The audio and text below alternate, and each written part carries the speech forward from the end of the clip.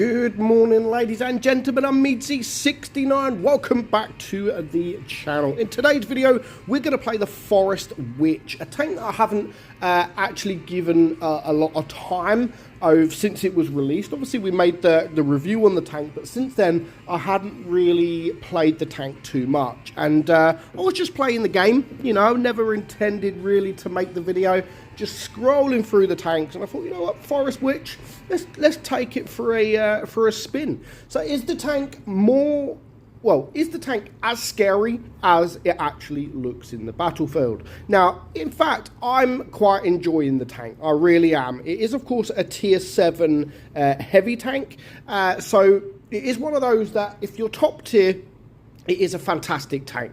And if you're bottom tier, it's maybe an average kind of tank. But love the dual tracks, you know, the 2 tracks. I think that is absolutely great. Overall, I think the tank, some people will love the look of it, some people will absolutely hate the look of it, but it does look scary, and if you do come up against it, it can be scary in the right hands. So let's look at the stats and then we'll get into some games. So of course it has the emergency track system, so basically if you get tracked, you can still move in reverse.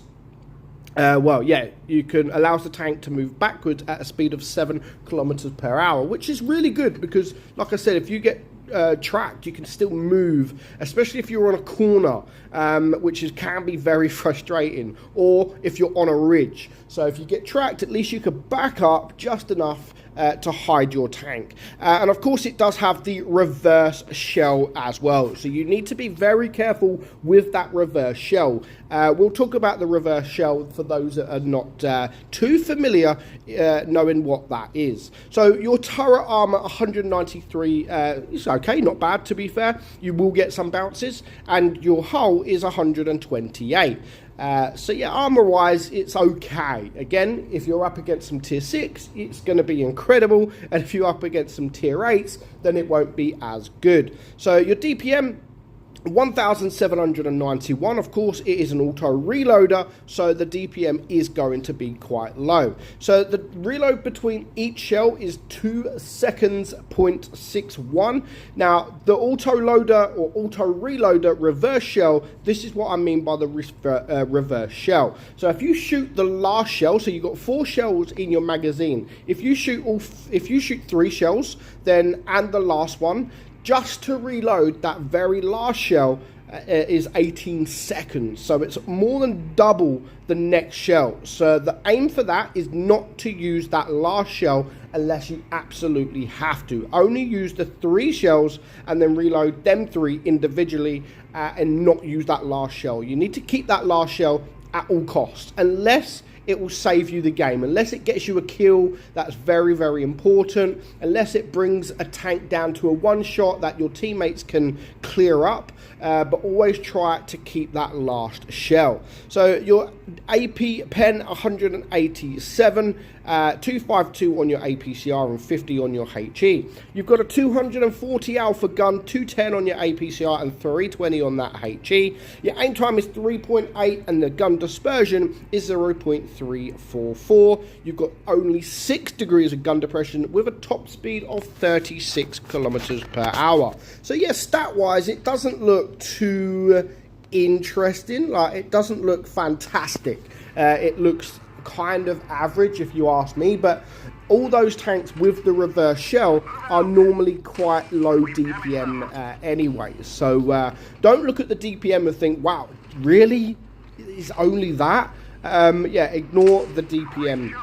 And you know, because you get more DPM if you don't use that last shell. The DPM only takes it as if you reload, or you shoot all 4 shells and then you reload all 4 shells, etc, etc. Now some people will of course forget about that last shell and shoot it and then think, why am I still reloading? So you've got to try and stop the urge of using that shell, especially if you are in a situation like I'm in now. There's no need to use that last shell, so you've got to try your best not to use that last shell. Honestly, it will save you dying. It will save you dying, honestly.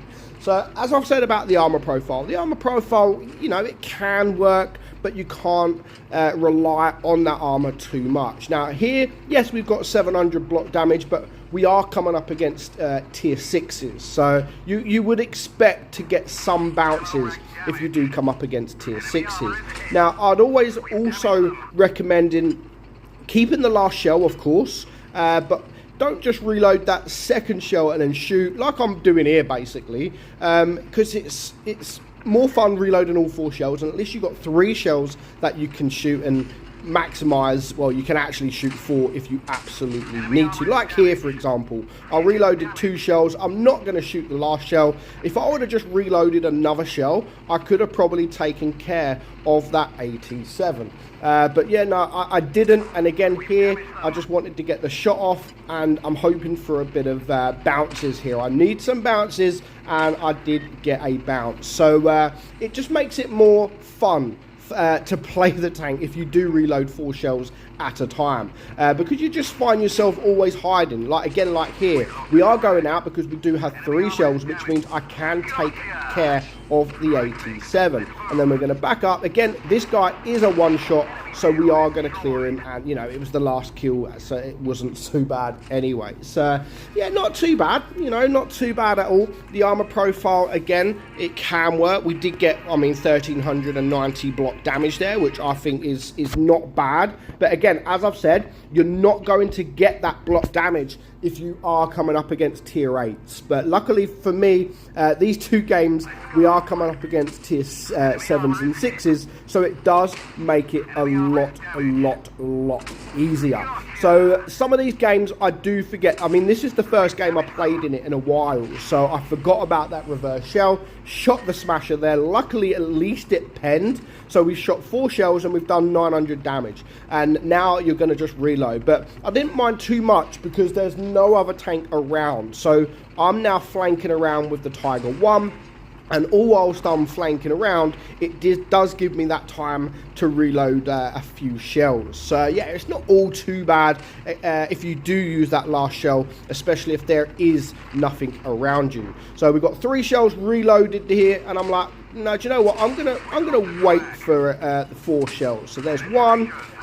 We do manage to get a lucky bounce. There's 2, which doesn't freaking pen, and again, we do have the Type 58. So we're just going to back up enough. And again, we're going to reload a little bit. So 3 shells here, might as well. Luckily, we do set him on fire, so he is now a one-shot, so we didn't have to use that very last shell. And then we can back up and try to get behind this eraser here. Now, again, I could use this time to reload a little bit, especially as it is a 4 versus 4. And to be fair, I should have reloaded a couple of shells there.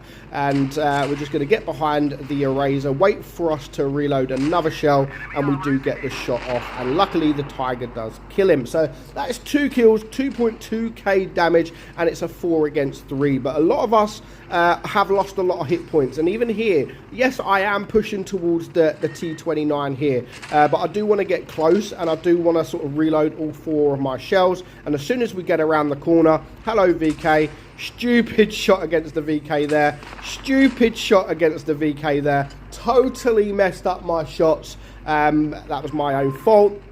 I should have aimed a lot better, and ultimately I've lost a few hit points. So if this T29 pens me once more, I could be a one-shot. Yes, it's a 4 versus 2, but I mean, look at us 3. We are all pretty much well, I'm a 2-shot, but yeah, it doesn't look too good for us. And luckily, we are all going to push the T29. Now, the Tiger 1 is dead, so it is now a 3 versus 2. But again, if you look, the Type 58 is a one-shot. The Nashorn is a one-shot. It's not easy because the T29 is just pushing through. He doesn't care. He's pushing through and he's getting the kills. And I'm not quick enough. I need to get around.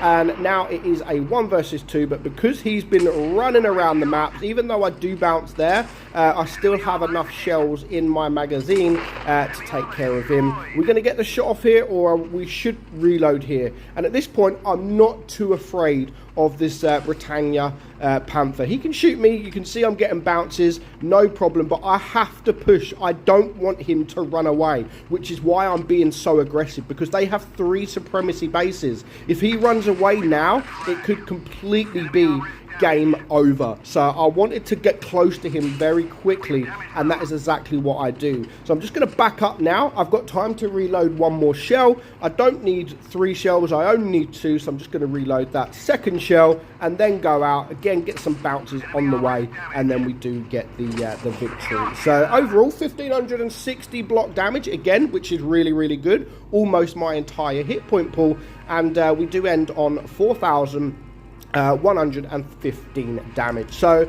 it can be an absolutely brutal tank. Honestly, it can be very dangerous to come up against, but it's not one of those tanks that I'm afraid of if I am in a tier 8 tank. So let me know your thoughts on the Forest Witch in the comments below. Let me know if you enjoy it, and yeah, let me know. Hope you enjoyed the video. I'm Meadsy, and I will catch you all soon. Bye bye.